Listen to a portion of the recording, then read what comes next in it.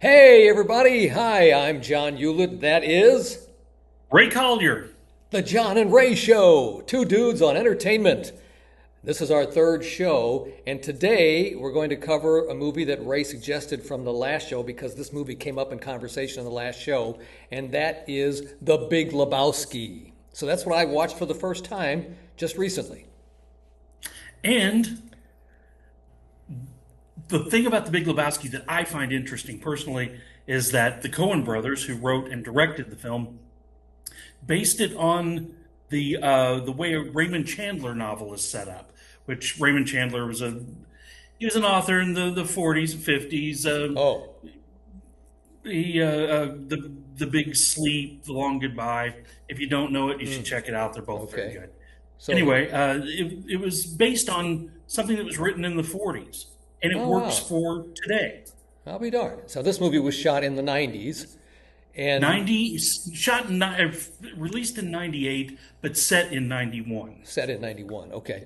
Yes.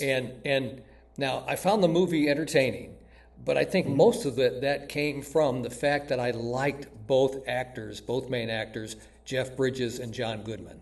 I just loved them. I think they were both, especially Jeff Bridges, were pretty much being themselves in the movie. I Oh, mean, I don't know if Jeff Bridges was necessarily being himself. I it's definitely a character. really, he seems pretty close to just, well, I've seen him on other things. He Since then, seems pretty dudeish, man. I would contend that he didn't act like the dude in Iron Man. Huh? He wasn't in Iron Man. Yes, he was, John. Oh, that's right, he was. Oh my, because he was bald. Because he was bald. I had trouble recognizing him. Yeah, Uh-huh. yeah. No, you're right. He didn't act like the dude in Iron Man. Yeah, yeah. Okay, well, it's pretty impressive though that you get an actor like Jeff Bridges to agree to do a movie like this, which begins with a scene that opens with him getting waterboarded in his own toilet. How do you look at that script and go, "Yeah, I think I'll do that"? Well, the basic setup of it is his real name is not the dude, it's Jeff Lebowski. Yeah. And a couple of guys that work for a pornographer come in looking for Jeff Lebowski, but the person they find is not a millionaire like the person they're looking for. Right, right. And after they discover they've made a mistake, instead of admitting they're wrong, they pee on his rug. Yes. So that theme runs through the movie. He's pissed off that his rug got pissed on, and so when he does see the real Lebowski, he ends up stealing that guy's rug. And that rug, we have that exact rug in our house near the front door of the I house. know he does. I peed on it the other day. Yes. That's why Ray's not allowed at my house anymore. That's why But we're doing this via Zoom. yeah, via Zoom, right? And I just found John Goodman to be spectacular in that movie, and he was so funny. And we John comes from St. Louis, Missouri, Right. St. Louis, and I know him a little bit, got to know him a little bit over the years, and he's just a genuine guy. And again, like in my opinion, like Jeff Bridges, he's not far off his how he is in real life. I mean, I can see him getting pissed off like that in real life and being kind of that kind of crazy guy, that fun, crazy guy. And Steve Buscemi is incredible in it as well as Donnie. Yeah, and I didn't know much about Steve Buscemi. Yeah, where's he from? I mean, he's He's pretty. from New York. I mean, he was a firefighter and that became an actor. Um, Oh, he was a real he's firefighter in his life. and Oh, he I'll be was darned. Uh-huh. he after 9/11 he came back to Manhattan and helped Oh, the NYFD. yeah. Well, he Um, he was Donnie. Also, he's very famous for also doing other Coen Brothers movies Oh, like Fargo, and uh-huh. involved with the Coen Brothers quite a bit. Yeah, yeah, and Walter, John Goodman's character, had to keep telling him to shut the f up. Shut the f up, Donnie, man.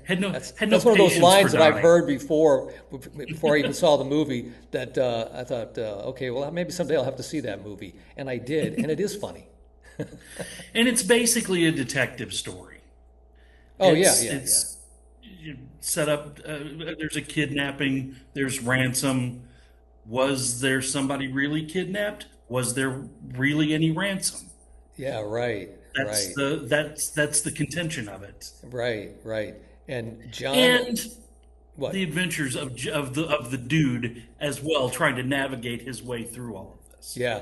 And that car of his that took a beating in the movie, it reminded me of a car when we were kids. We were in it was the early 1970s, and our buddy Hank Marchalewski was our driver because he's the only guy that owned a car. He was old enough to have a car, and he was 400 pounds. And when Hank got in this car, it would lean to the driver's side because that's the side Hank was driving on.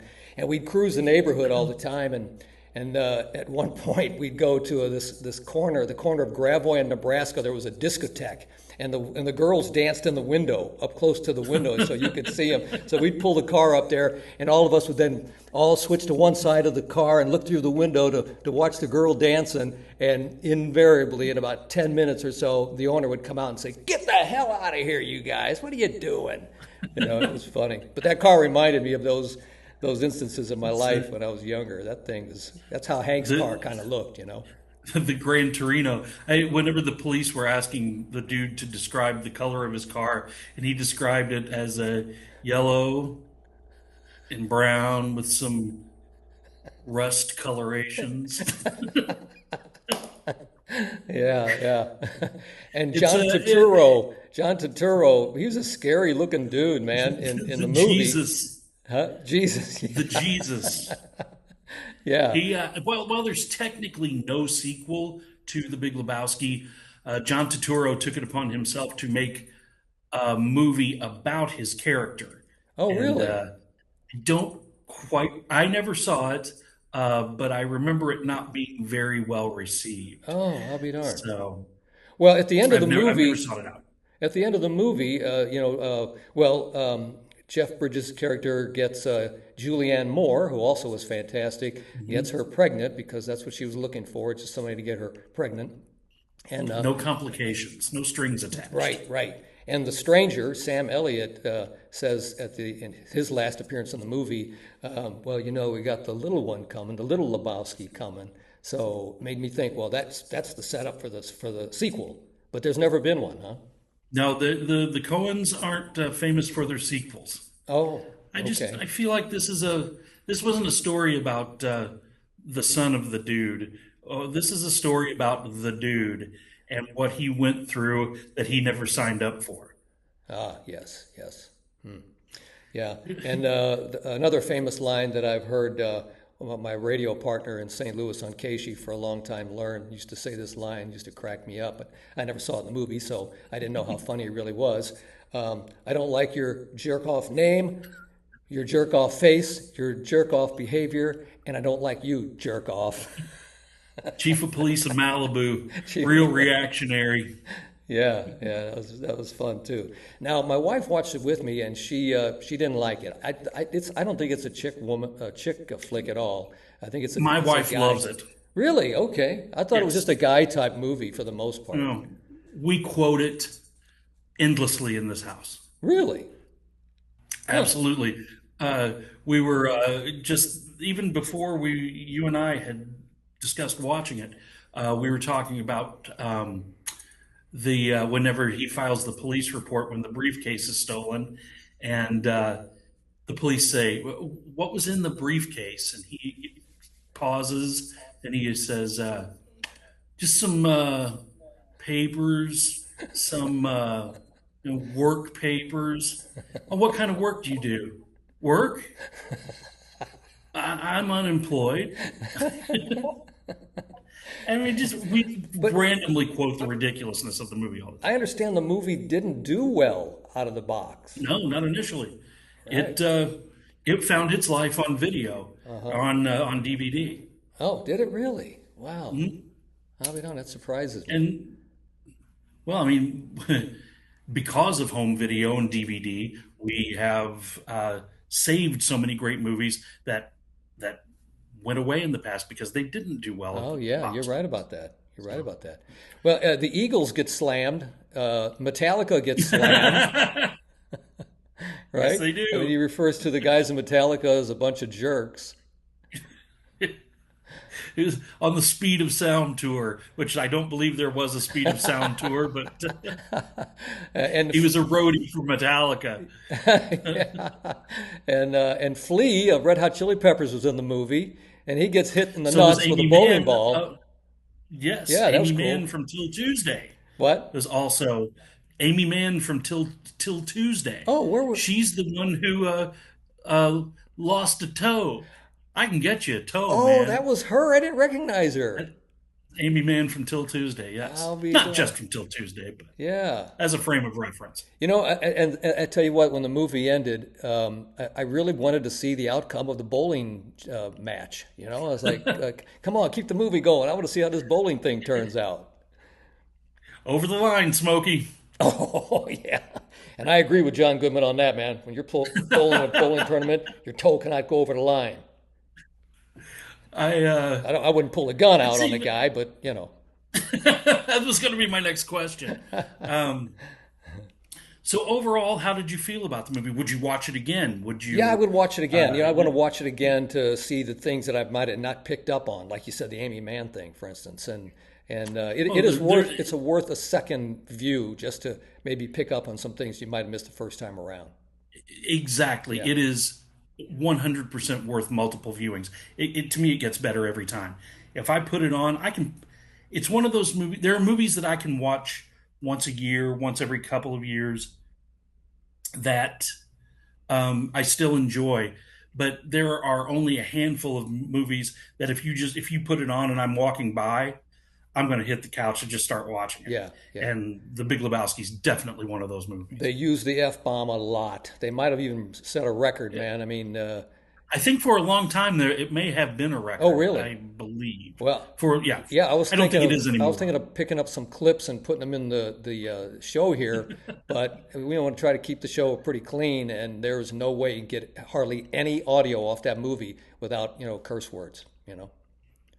Agreed. Oh, and Almost every line. another scene that I love is when Donnie died, and they went to the ocean to put his ashes into the ocean, and what he's saying there, Donnie loved deep sea Well, diving, and that's he loved surfing, surfing. Yeah, okay. uh, but also too they refused to buy an urn from the Undertaker. Yeah. So he asked, "Where's the nearby hardware store or something?" And Now they went to a Ralph's Ralph's, yeah, and bought Folgers and put Donnie's ashes in a Folgers can. right. And then John Goodman gave this great speech, and not thinking about which way the wind was blowing, he opens the lid, and Well, he also took a detour off into Vietnam in that speech yeah, too. he did, yes, yes. And he opens the lid to the old Folgers can, and all of Donnie's ashes goes right in Jeff Bridges' Right. face. I got a story about that too, about ashes. I did a radio broadcast. I've been on Casey Radio in St. Louis for 50 years, and there was one broadcast we did. I'm pretty sure it was at a strip joint over in East St. Louis, and we did the morning show. And my partner was Jim Ellis at the time, and some lady brought the ashes of her husband to the broadcast. He loved Casey, and she wanted to sprinkle some of the ashes around our broadcast table. And when Jim found out, he said, "No way in hell," because he was afraid of ghosts and stuff. And he said, "No way is that going to happen. Do not let that woman do that." So we compromised, and she just set the urn on the broadcast table, and Ellis made sure it was on my end of the table, and he was keeping an eye on that thing, like something was going to come out of it and get him. So Pop out like I Dream of Jeannie. yeah, yeah. All right. Well, I give the Big Lebowski the same thing that I gave Iron Man out of 10. I'm going to give it 8.5 humans. I think The Big Lebowski is an amazing detective story. And if you like detective stories, yes, this isn't quite No. traditional, but it's basically a detective Yeah, story. it was confusing There's a too. A lot of there, times I couldn't figure out what was going on, but it didn't keep me from well, liking the movie. I also think when you watch it again, you will start seeing things. Oh, there's that. Whoa, I Yeah, didn't notice that yeah, before. yeah. Okay. So the a lot of strands in the old duder's head. So Well, Ray, I I uh, highly recommend it. I do not hate your jerk off face, And it's always good to see you on our show here, the John and Ray Show. This is episode I wish I could three. say the same, buddy. All right, man. Episode three wrapping up here, and we hope you'll join us sometime. Subscribe and like on this so we can grow this show to Yes. be the biggest show on YouTube. That's the goal. That is the goal. Thank you very much for watching.